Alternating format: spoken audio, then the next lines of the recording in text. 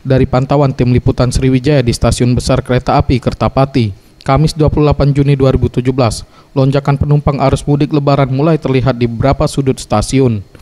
Dalam sehari, Stasiun Kertapati memberangkatkan 3 unit kereta api, tujuan Tanjung Karang, Lampung, dan Lubuk Linggau.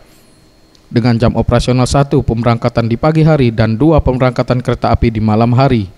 Aida, Humas PT KAI Divri Sumsel mengatakan, dari data yang tercatat di Posko Mudik Stasiun Kertapati, dari tanggal 11 Juni hingga 27 Juni 2017, sebanyak 51.000 penumpang telah diangkut menggunakan kereta api, dan diprediksi pada H+6 dan H+8 puncak arus mudik di Stasiun Kertapati akan terjadi.